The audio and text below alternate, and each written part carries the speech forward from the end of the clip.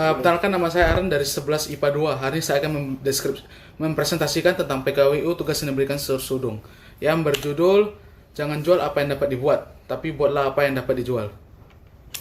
Pertama-tama dimulai melalui pengertian.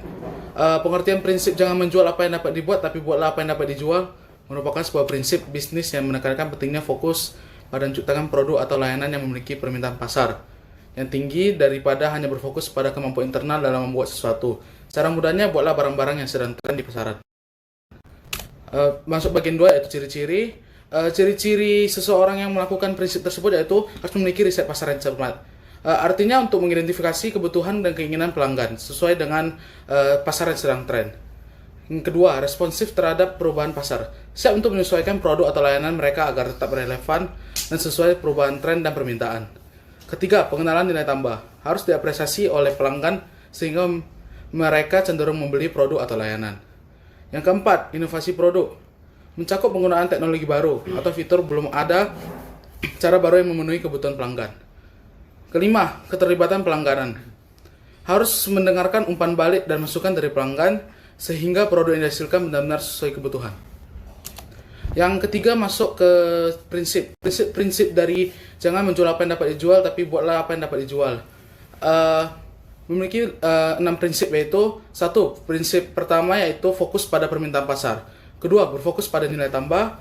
3, mengutamakan probabilitas. Yang keempat, inovasi berbasis kebutuhan. Kelima, keterlibatan pelanggan. Yang keenam, responsif pada kebutuhan pasar. Masuk ke tujuan, yaitu bagian keempat.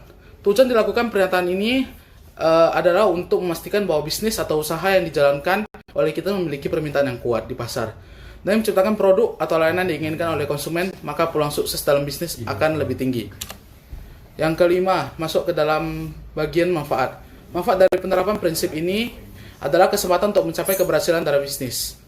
Dengan fokus pada kebutuhan pasar bisnis, memiliki peluang yang lebih besar untuk mendapatkan keuntungan dan pertumbuhan yang signifikan. Yang kelima, masuk ke contoh dan kesimpulan. Contoh yang sesuai dengan prinsip ini. Sebagai contoh, seorang perusahaan yang memiliki kemampuan untuk sangat baik untuk produksi tas tangan.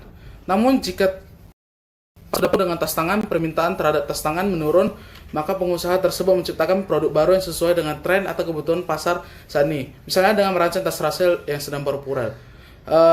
Misalnya sekarang sedang tinggi pasar tentang tas tangan, maka perusahaan tersebut dapat membuat suatu inovasi baru, yaitu membuat tas ransel, sehingga permintaan pasar berubah menjadi tas ransel, sehingga kegiatan yang dihasilkannya menjadi lebih tinggi, peminatan terhadap tas ransel tersebut. Yang keenam, kesimpulannya. Dalam bisnis penting untung atau menciptakan produk atau layanan yang dapat dijual dengan baik di pasar. Dengan memahami dan merespon kebutuhan konsumen, seorang pengusaha dapat meningkatkan peluang sukses dan pertumbuhan bisnis mereka. Oleh karena itu, prinsip jangan menjual apa yang dapat dibuat, tapi buatlah apa yang dapat dijual sangat penting untuk diterapkan dalam sebuah bisnis. Begitulah presentasi yang dapat saya sampaikan pada hari ini mengenai jangan jual apa yang dapat dibuat, tapi buatlah apa yang dapat dijual. Sekian, terima kasih.